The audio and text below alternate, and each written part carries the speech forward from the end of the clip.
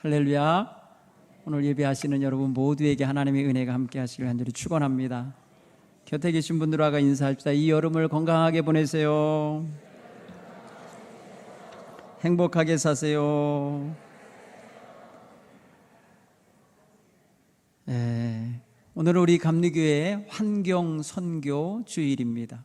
별걸 다 하네 그럴 텐데, 여러분 이 시대에 전 세계적인 문제가 하나 있다면 기후위기입니다. 이거는 어느 나라에게만 있는 게 아니에요. 잘 사는 나라, 못 사는 나라, 큰 나라, 작은 나라, 동양이나 서양이나 어느 나라나 다 지금 위기에 있습니다.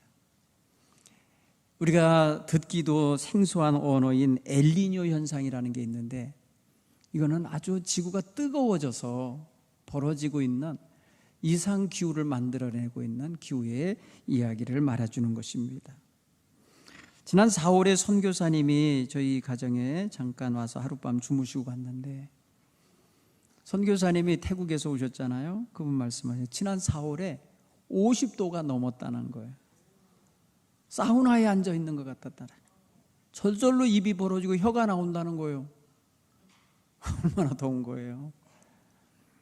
여러분, 6월 7일, 8일 요 인터넷 뉴스를 찾아보면요, 시베리아가 40도가 넘었어요. 동토의 땅 시베리아. 중국 내륙이 45도가 넘었어요. 카자흐스탄이나 저 중앙아시아가 43도. 이제 올여름 우리나라도 꽤나 덥겠다라는 게 예상됩니다. 비도 많이 올 거라 그럽니다. 왜 그러냐? 지구가 뜨거워졌다는 거예요. 하나님이 지으신 이 아름다운 창조 세계가 파괴되고 있습니다. 2030 이 기후 조약이 있고 우리나라 결단한 게 있어요. 지구가 1.5도가 내려가야 되는데 지금보다 1.5도가 내려가야 희망이 있다는 거예요. 여러분, 왜 지구가 뜨거워집니까? 여러분, 지구는 원래 정상적으로 하면은 정말 이렇게 뜨거운 현상이 나타나지 말아야 되는데, 왜 그러냐? 온실가스 효과가 있다는 거예요. 우리가 보이지 않는 저 대기권 그 테두리에 우리가 사용하고 배출한 가스가 올라가서 막을 치고 있다는 거예요. 자동차 매연, 공장에서 나오는 이산화탄소, 동물 길러내는 데서 나오는 메탄, 이런 것들이 올라가서 쫙 막을 치고 있어서 공기 순환이 잘 안 이루어지고 점점 공기 중에 있는 열을 흡수해서 점점 뜨거워진다는 거예요. 사우나 같이 되는 거예요. 그것으로 인하여 만년설로 덮여있던 극지방의 얼음들과 눈이 녹아서 해수면이 높아지고 있습니다. 지난 5월 30일 인터넷 뉴스를 보니까 만년설로 덮여있는 히말라야 산맥 내에 있는 에베레스트 산 같은 데가요, 쓰레기가 다 드러났다는 거예요. 그동안 많은 나라에서 거기를 정복하겠다고 올라갔던 증반대원들이 가져갈 때 바리바리 쥐고 갔던 그 모든 먹거리 뭐 이런 것들을 내려오면서 안 갖고 내려온 거예요. 거기다 다 놓고 온 거예요. 눈 속에 파묻어 놓고 온 건데 눈이 녹았어요. 그래서 그 산이 쓰레기장이 됐다는 거예요. 지금 네팔 정부는 등산을 올라가겠다 입산 신고를 하는 등산 단체한테 보증금을 받습니다. 우리나라 돈 한 580만 원 정도 돈을 걸어놓고 가야 돼요. 그리고 내려올 때 8kg 이상의 쓰레기를 짊어지고 내려와야 돼요. 그래서 저울에 대갖고 8kg가 안 되면 돈을 안 내놔줘요. 쓰레기를 주워 내려오게 만들고 있어요. 기가 막히죠? 스리랑카에는 코끼리를, 파키스탄인가요? 스리랑카요? 불교 국가 중에 하나죠. 코끼리를 숭배하는 나라가 있어요.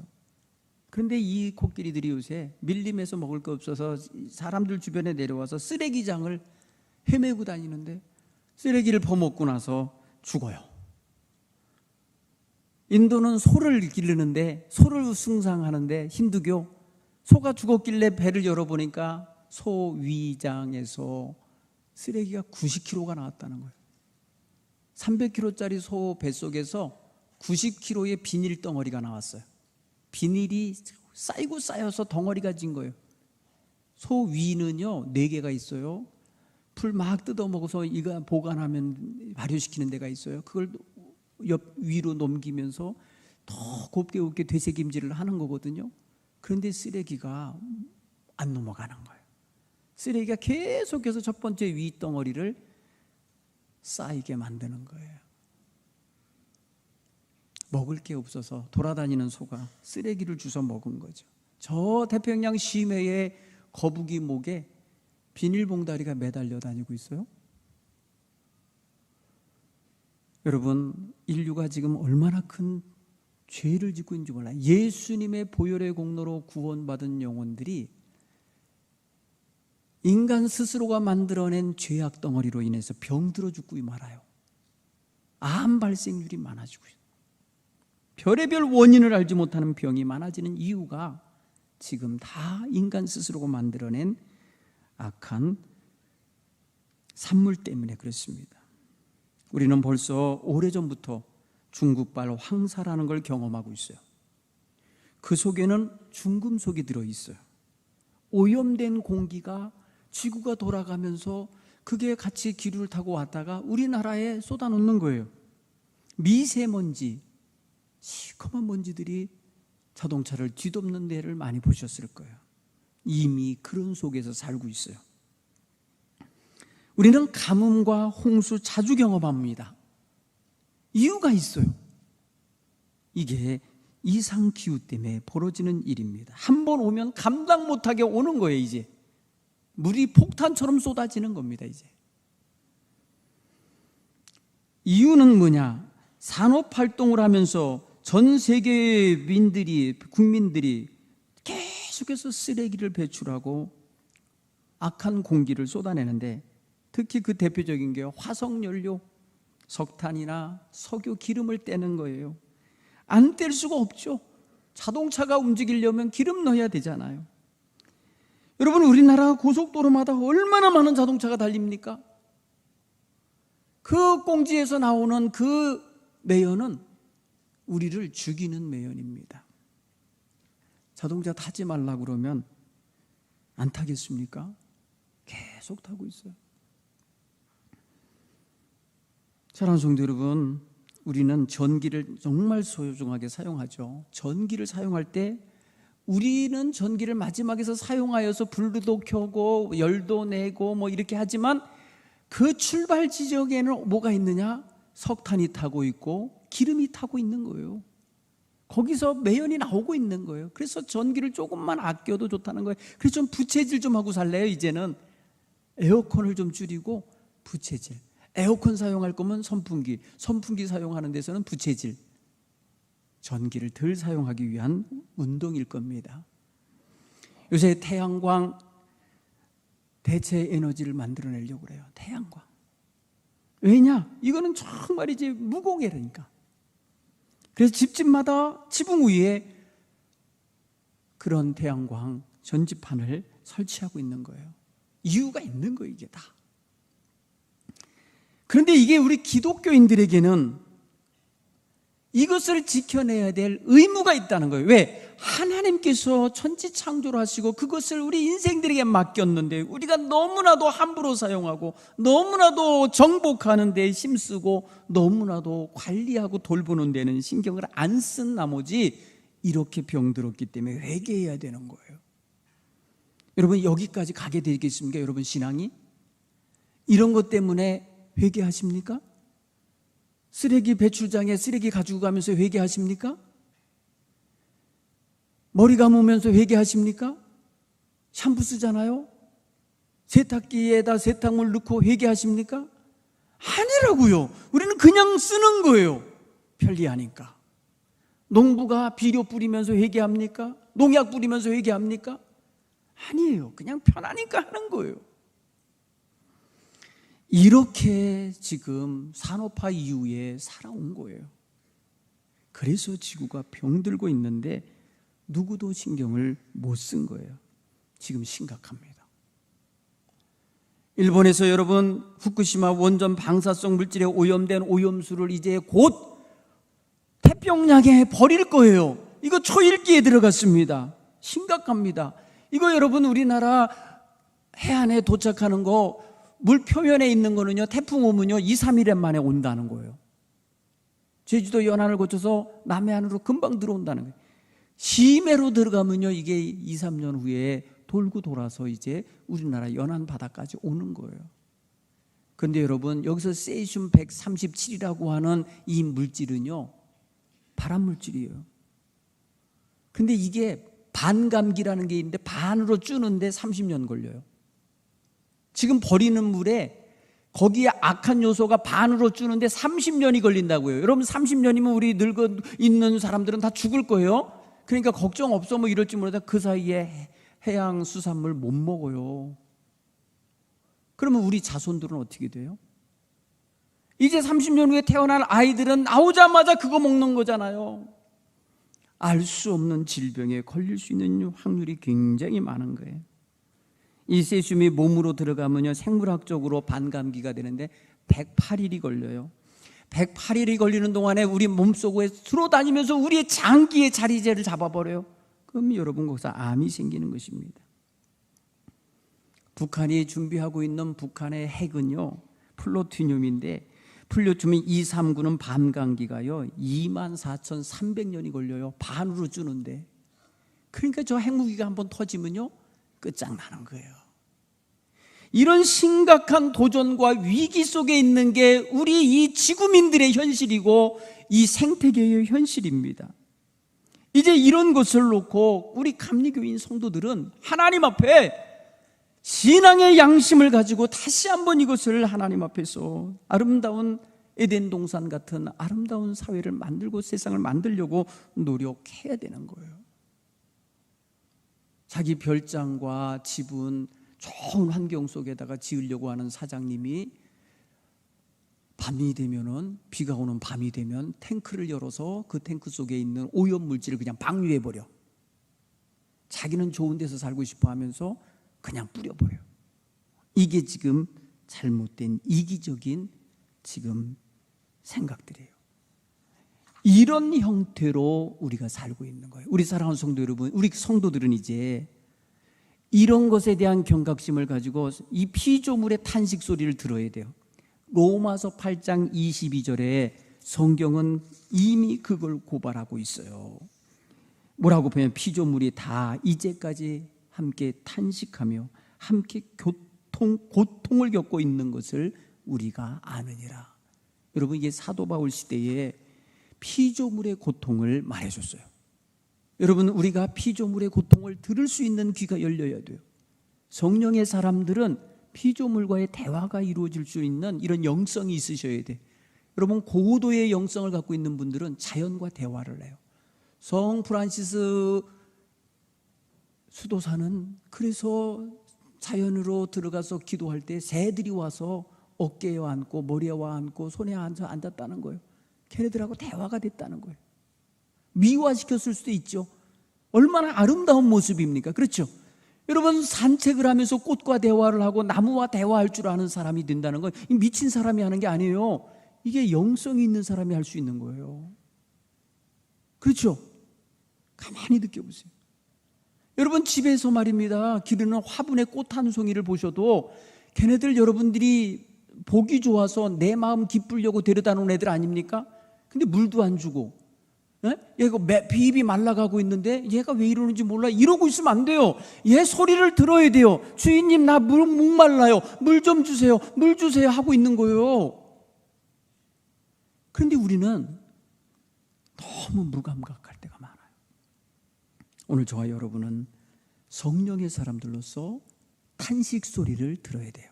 자, 자연의 탄식 소리를 들어야 환경 선교주의를 맞이한 우리들의 역할을 할 수 있어요. 시장 갈 때 여러분 시장 가방 갖고 다니셔야 돼. 천으로 된 거 종이 가방 갖고 다니셔야 돼요. 거기서 주는 대로 그냥 편하니까 비닐봉다리 자꾸 받아오시면 안 돼요. 이거 다 어떻게 해요? 집에 오면 먹어요? 이거 어떻게 반드시 쓰레기로 나갈 거라고요. 그러니까 최대한 여러분 안 쓰셔야 돼. 안 쓰셔야 돼. 우리가 정말 가정에서 할 수 있는 일은 최대한 하셔야 돼요. 두 번째로 여러분, 우리는 죽어가는 영혼들의 탄식 소리를 들어야 돼요. 죽어가는 영혼들이 살려달라고, 하나님 나에게 도움을 주세요, 부르짖는 소리를 갖고 있는 영혼들을 우리는 알아봐야 돼요. 영혼들이 고통 중에 있습니다. 너무나 많은 사람들이 좌절하고 낙심하고 생을 포기하려고 하는 사람들 많습니다. 낙심하여 처절, 괴로움 속에 있는 많습니다. 그런 면에서 여러분, 우리는 하나님의 백성으로서 하나님과 한 마음이 되면 하나님이 들으시는 것처럼 부르짖는 영혼들의 소리를 들을 수 있다는 거예요. 들을 수 있다는 거예요. 공중에 날아다니는 수많은 음파가 있습니다. 주파수에 때로서 다 방송사에서 보내는, 지금 우리 속에도 여기 엄청난 지금 주파수가 있는 거예요. 이 음역대로 지금 말입니다. 이 주파수 대역대로 소리가 있습니다. 소리가. 우리는 지금 못 듣죠. 우리 귀로는 안 들리죠. 이거를 들을 수 있는 수신기, 라디오가 있으면 사이클을 맞출 때마다 MBC도 보이고 KBS도 들리고 다 들리게 돼 있죠. 여러분, 이게 뭡니까? 수신기. 우리 성도들이 사람들을 대하면 A라는 사람, B라는 사람, C라는 사람 다 다른 소리를 내고 있거든요. 다 다른 사정 속에 있어요. 우리가 기도하면서 하나님의 음성을 듣고 하나님의 뜻을 알고 하나님의 마음을 품으면 사람들의 마음도 헤아릴 수 있는, 사람들의 영혼의 소리도 들을 수 있는, 그 눈빛을 보고 그 얼굴빛만 보아도 알 수 있는 이러한 영적인 감각이 열릴 수 있도록 우리는 살아야 돼요. 우리의 마음에 너무나도 틀이 많고 선이 많고 벽이 많아서 다가가지 못하는 선입견이 있고, 우리는 사람들을 상대할 때 내 판단이 있어요. 그래서 다가가지 못할 때가 많아요. 여러분 한번 보세요. 이제 지나다니면서 이번 주에 생활하시면서 처음 만나는 사람이라도요, 그 사람이 사람이라는 거, 인격체라는 거 느껴보셔야 돼요. 그래서 그 사람의 삶에도 애환이 있다는 거, 눈물이 있고 근심이 있고 괴로움이 있다는 걸 느껴보세요. 그러면 그 영혼이 얼마나 힘들어할지, 얼마나 탄식하고 있을지 느껴질 거예요. 감지가 될 거예요. 그럴 때 그 영혼을 위한 터치를 해줄 수 있어야 돼요. 참 고되게 사셨네요. 너무너무 지치셨네요. 여러분, 읽어줄 수 있어야 돼요. 그게 우리 성도들의 매력이에요. 그게 능력이에요. 여러분, 오늘 성경 본문의 말씀 보세요. 베드로라는 사람은 유대교 출신의 기독교인이에요. 유대교 출신의 예수님 제자예요.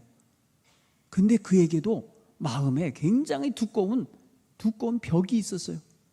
이방인에 대하여, 이방인의 집으로 가는 거, 그들과 교제하는 거, 그들을 만나는 거, 그들과 상대하는 거에 대한 엄청나게 높은 벽이 있었어요. 하나님은 그 벽을 깨도록 만들고 계신 거예요. 오늘 성경 본문의 말씀 1절로 8절을 읽으면요, 이방인이 먼저 하나님께 접속이 돼요. 이방인 고넬료가 기도할 때 하늘의 하나님이 들으시고 그의 소리를, 그의 탄식을, 그에게 필요한 니들을 하나님이 읽으세요. 하나님이 그걸 갖고 계시다가 그걸 채워줄 사람이 저기에 있는 걸 아셨어요.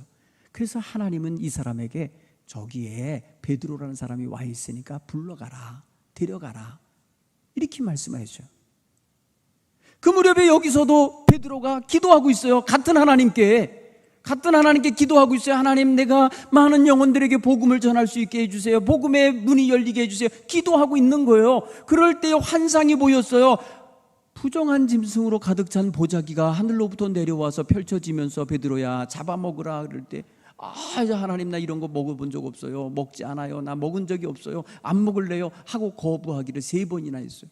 그때 하나님 말씀이, 내가 정결하다고 하는데 너는 왜 세속되다 말하냐, 왜 이게 악하다고 말하냐, 그러지 마라. 내가 정결하다고 했다. 먹어라. 그게 무슨 뜻인가 하고 고민하고 생각하는 중에 밖에서 노크하는 소리가 들린 거예요. 놓고 하는 소리를 들어보니까 외국인이야, 이방인이야.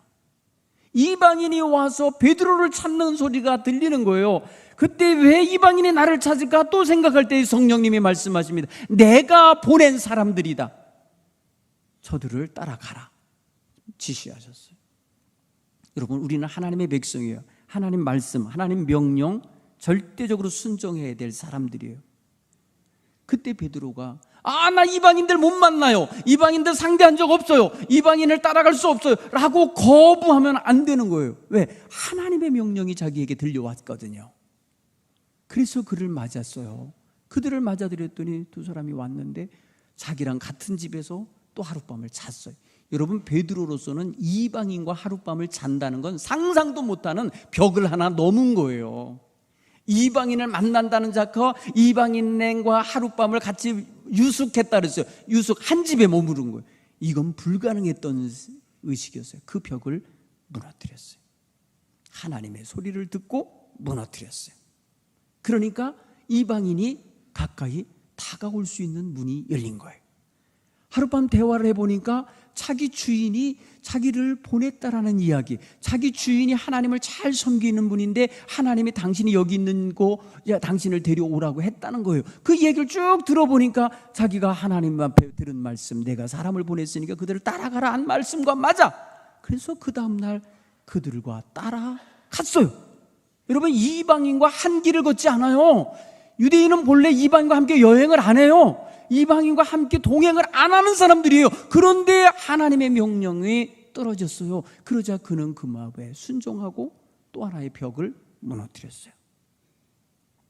그리고 가서 가이사라는 곳에 갔어요. 가서 이방인의 집에 들어갔어요. 이것 또한 있을 수 없는 일인 거예요. 오늘 성경 본문의 말씀을 보면은 그렇게 표현을 해요. 28절에 유대인으로서 이방인과 교제하며 가까이 하는 것이 위법인 줄을 너희도 알 텐데 날 왜 불렀냐는 거죠. 그리고 나는 하나님 앞에 지시를 받아서 아무것도 속하다 하거나 깨끗하지 않다 말하지 말라는 말씀을 듣고 내가 그 부름에 사양하지 않고 왔다. 왜 불렀니? 이렇게 하면서 대화가 된 거예요. 여러분, 이방인의 집에 들어가는 것도 베드로로서는요 도저히 불가능했던 일이에요. 또 하나의 벽이 부서지지 않으면 그 집 문턱에 못 들어가요. 그런데 그 집에 들어간 거예요. 역시 성령의 지시에 순종한 거예요. 한번 따라서 해봐요. 성령의 사람은 순종한다. 이 기본이에요, 기본. 성령의 사람인지 아닌지는 하나님의 말씀에 순종하는지 안 하는지 보면 알아요. 저와 여러분의 믿음 생활이 진짜 좋은지 아닌지 알려면 순종하는 생활의 잣대로 생활을 점검해 보시기 바라요. 네. 말씀은 듣고 아멘 했는데 실천을 안 하면 순종 안 하는 거예요. 입술로만 대답한 거지 생활로 대답한 게 아니에요. 여러분, 얼마 전에 한 서울에서 젊은이들과 목회하는 한 전도사님이 하나님의 사랑에 대해서 가르쳐 줘야 될 날이에요. 그는 설교를 준비하다가 그런 생각을 해서 내가 내일 아침에 주일날 내가 노숙자가 돼야 되겠다. 그래서 노숙자로 분장을 하고요. 비가 주룩주룩 내리는 주일날 아침에 자기네 교회 상가에 있는데 그 입구 근처에서 쭈그리고 앉아서 비를 맞으면서 있었어요. 얼굴에 더러운 걸 칠하고 누추한 옷을 입고 그랬어요. 주일 아침이 돼서 아이들이, 학생들이, 청년들이, 그 다음에 또 성도들이 교회 예배하려고 막 모여드는 거예요. 모여들 때에 어떤 사람은 저 멀리서 피해서 가는 사람, 어떤 사람은 아이고 왜 이런 데 와 있냐고 비 맞지 말라고 말만 하고 가는 사람, 어떤 사람은 와서 우산을 씌워주면서 일어나시라고, 그리고 먹을 걸 갖고 와서 이거라도 드시라고 돌보는 사람, 그 교인 중에 그런 형태로 나타났어요. 지나가고 외면하고 무서워하고 못 본 척하고 들어간 사람들은 젊은 세대예요. 다가와서 우산 씌워주고 먹을 건 내어주며 돌보는 사람은 기성세대예요. 달라요. 예배 시간이 다 됐는데 전도사님이 안 나타나는 거예요. 아이들은 몰라요. 찬양 인도를 하고 기도 인도를 하고 하는데 성경 봉독하는 시간까지 전도사님이 안 없는 거예요, 교회에. 그래도 이 학생은, 자세히 보는 청년은 그래도 하나님이 보내시겠지 하고 했다는 거예요.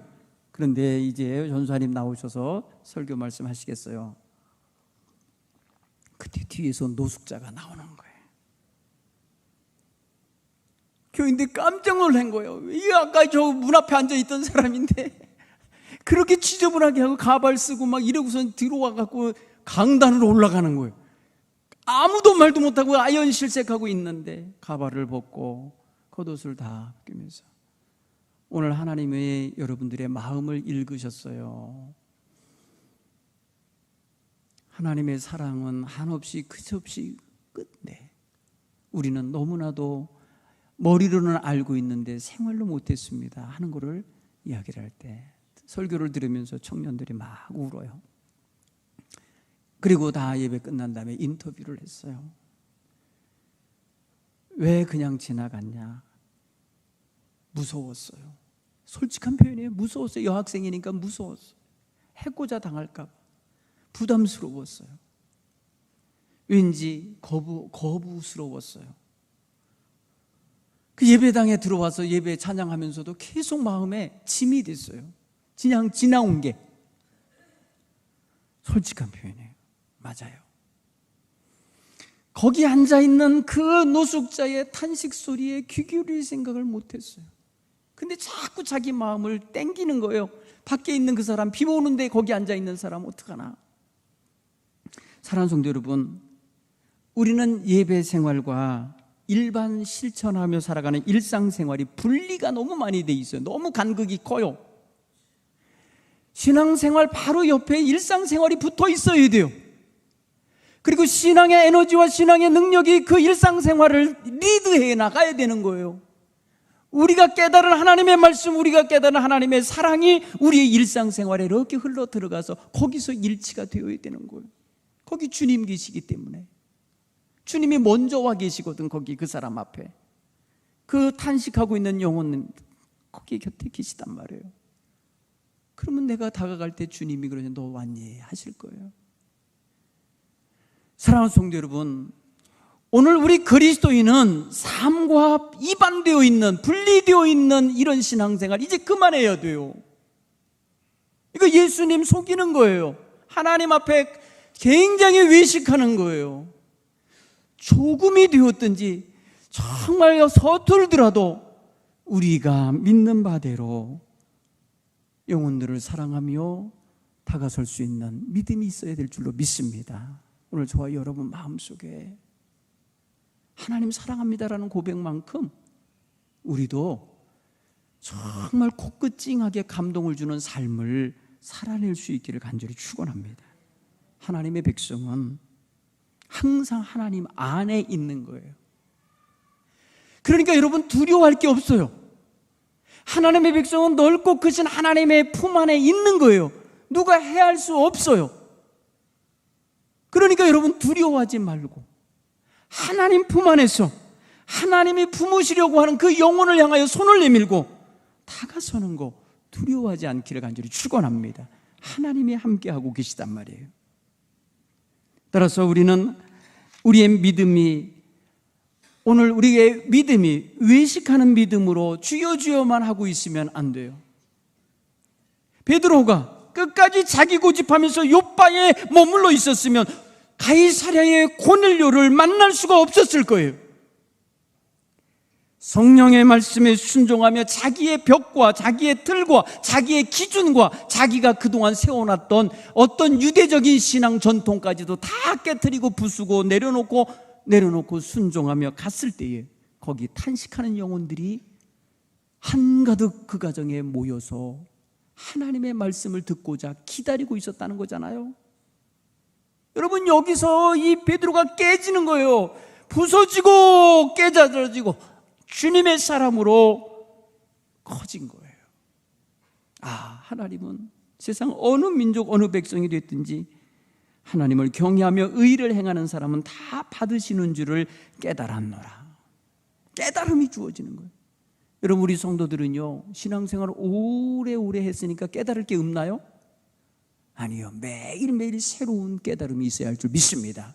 매일매일 하나님의 뜻이 깨달아져야 될 줄 믿습니다. 매일매일 그 깨달은 하나님의 말씀의 뜻에 순종할 수 있기를 간절히 축원합니다. 이게 정말 날마다 살아가는, 날마다 성장하는 성도의 모습인 거예요. 날마다 새로워지고 살아가는 거예요.